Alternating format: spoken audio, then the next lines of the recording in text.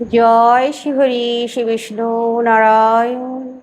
আজকের বিষয়টা খুব সুন্দর, গুরুত্বপূর্ণ বিষয়। সামনেই আসছে জ্যৈষ্ঠ মাস। জ্যৈষ্ঠ মাসে ভুলেও এই দুটি সবজি মুখে তুলবেন না। তাহলে কি হবে জানেন? আর্থিক দুর্ভোগ চলে আসবে, ভীষণভাবে অর্থ কষ্টে জর্জরিত হয়ে যাবেন। আর সংসারে পরিবারের প্রত্যেক সদস্য রোগ জ্বালায় ভুগবেন। এটা আমার কথা নয়, শাস্ত্রের কথা, মা খনার কথা। ভালো করে মন দিয়ে শুনুন। জ্যৈষ্ঠ মাসে ভুলেও এই জিনিসগুলো বাপের বাড়ি থেকে নিয়ে আসবেন না। তাহলে সংসার জ্বলে পুড়ে একেবারে ছারখার হয়ে যাবে, আর আপনারা সেই জায়গা থেকে বেরোতে পারবেন না। আমার মায়েদের উদ্দেশ্যে বলি, ভালো করে শুনুন, মন দিয়ে শুনুন, মনে রাখুন। না হলে নিজের সর্বনাশ নিজের হাতেই হয়ে যাবে। তো প্রথমেই বলি, আপনারা ভুল করেও বাপের বাড়ি থেকে এই জিনিসগুলো, যেগুলো একেবারেই আনা যাবে না। জ্যৈষ্ঠ মাসে যদি প্রথম সন্তান, কন্যা সন্তান, তার বিবাহ হয়ে গেছে, তিনি ভুলেও জ্যৈষ্ঠ মাসে, যেহেতু জ্যৈষ্ঠ সন্তান, বাপের বাড়িতে গিয়ে রাত কাটাবেন না।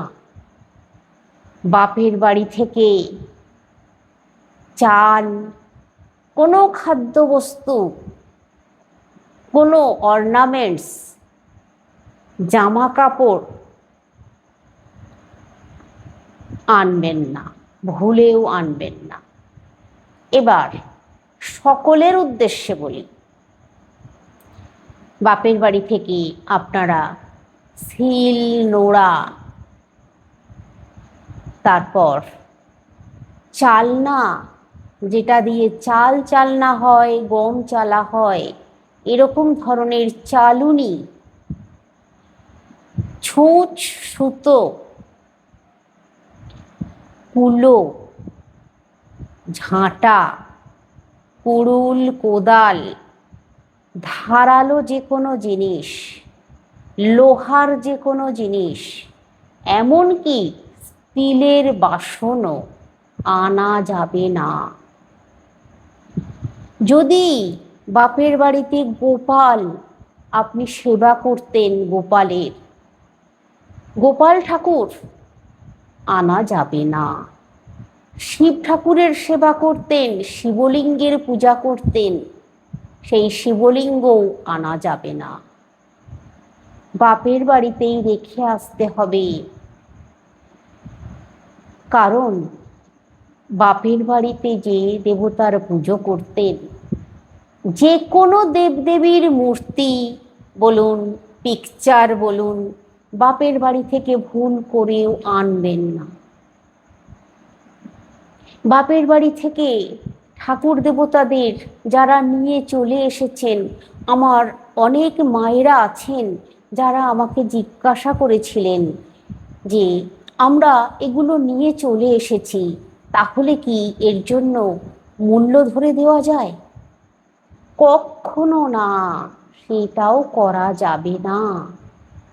আপনারা যারা নিয়ে চলে এসেছেন, তারা একটা কাজ করুন, তারা তাদের কুল পুরোহিতের সঙ্গে কথা বলুন।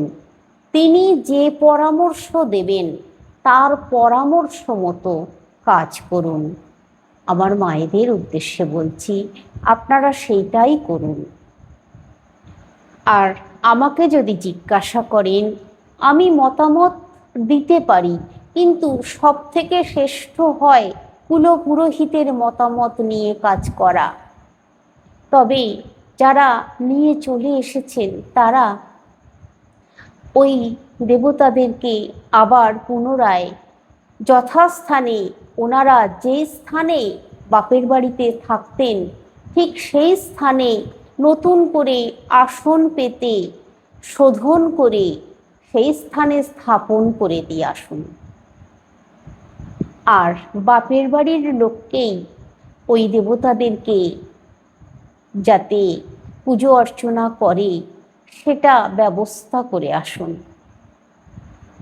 একান্তই যদি বাপের বাড়িতে কেউ না থেকে থাকে, তাহলে আপনারা মন্দিরের পুরোহিতের সঙ্গে কথা বলে যে কোনো মন্দিরে রেখে আসতে পারেন।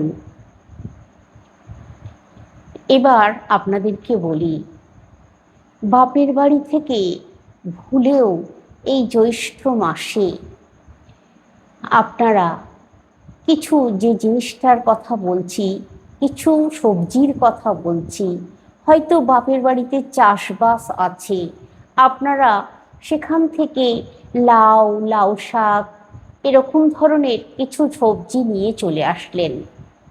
এমনকি হয়তো কাঁঠাল গাছ আছে, এঁচোড় আপনারা নিয়ে চলে আসলেন, বা কাঁঠাল, জ্যৈষ্ঠ মাসে পাকা কাঁঠাল আপনারা নিয়ে আসলেন। কিন্তু ভুলেও এই সবজিগুলো আনা যাবে না, এগুলো আনবেন না। আপনারা কুমড়ো, কুমড়ো শাক আনতে পারেন, কিন্তু লাউ, লাউ শাক আনবেন না, কাঁঠাল আনবেন না। এবার আপনাদেরকে বলি যে কোনো তেতো জাতীয় জিনিস, যেমন ধরুন হয়তো অনেক উচ্ছে করলার চাষ হয়েছে, আপনারা সেই উচ্ছে করলা বাড়িতে নিয়ে চলে আসলেন, বা লেবু হয়েছে, ভাতে খাওয়া যে লেবু, লেবু প্রচুর পরিমাণে বাপের বাড়িতে হয়েছে, আপনারা লেবু, উচ্ছে, করলা এরকম ধরনের জিনিস নিয়ে চলে আসলেন শ্বশুর বাড়িতে, আর রন্ধন করে সপরিবারে খেলেন। এতে কিন্তু দুঃখ কষ্ট জড়িয়ে ধরবে, আর আপনারা সেখান থেকে সহজে বেরোতে পারবেন না, দুর্ভাগ্য আপনাকে তাড়া করে বেড়াবে। তাই ভুলেও জ্যৈষ্ঠ মাসে এই জিনিস আনা একেবারেই নিষিদ্ধ আছে। এবার বলি, জ্যৈষ্ঠ মাসে আপনারা যারা জ্যৈষ্ঠ সন্তান,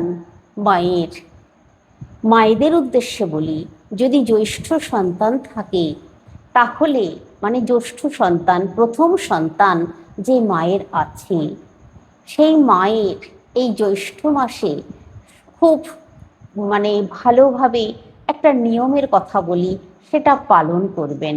দেখবেন সন্তান দীর্ঘায়ু হবে, সন্তান সুখী হবে, আপনার মনের মতো হবে, আপনার বাধ্য থাকবে সারা জীবন, আপনার সারা জীবন সন্তান দীর্ঘায়ু হবে, 100 বছর বাঁচবে, এটা সকল মাই চায়।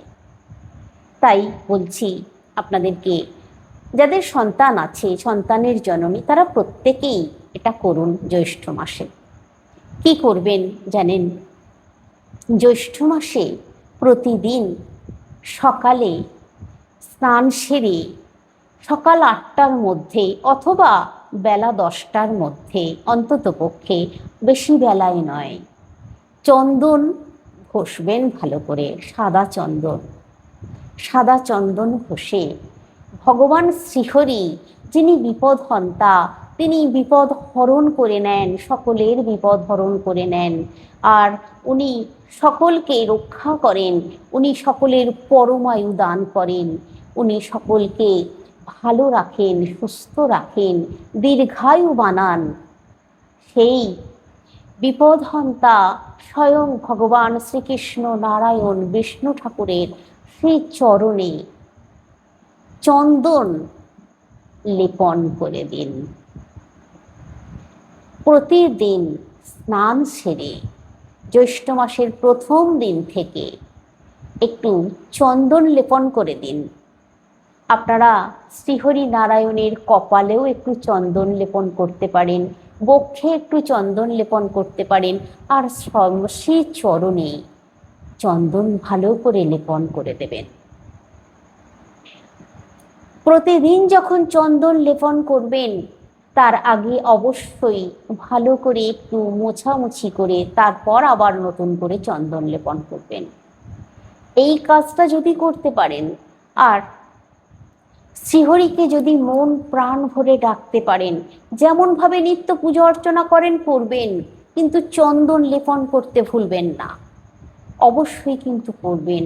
আর ওই যে শ্রীহরির চরণে যে চন্দন দিলেন, ওই চন্দন শ্রীহরির চরণ থেকে নিয়ে এই অনামিকা আঙুল দিয়ে আপনার যতগুলো সন্তান আছে প্রত্যেকের কপালে একটি করে ফোঁটা দিয়ে দিন, একটি করে ফোঁটা দিয়ে দিন। শুধু এই কাজটা যদি করতে পারেন জ্যৈষ্ঠ মাসে, তাহলে আপনার সন্তানেরা দীর্ঘায়ু হবে, পরমায়ু 100 গুণ বৃদ্ধি পাবে স্বয়ং শ্রীহরি নারায়ণের কৃপায়।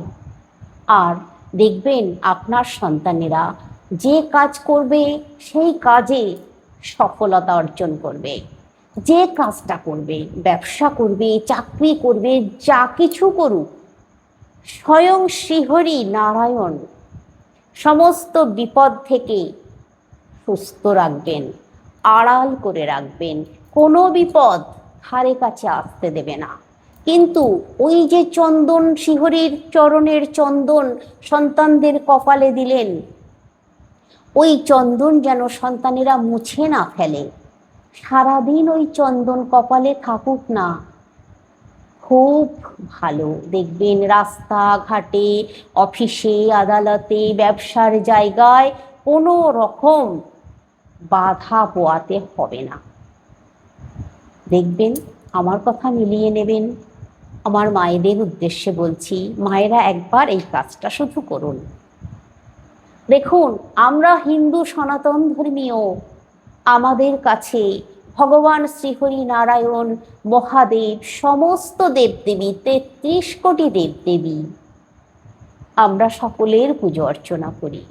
আমরা নিত্যদিন সমস্ত দেবদেবীকে প্রণাম করি আর বলি, হে ঠাকুর আমাদের রক্ষা করো, আমাদের বিপদ মুক্ত করো, বলি তো।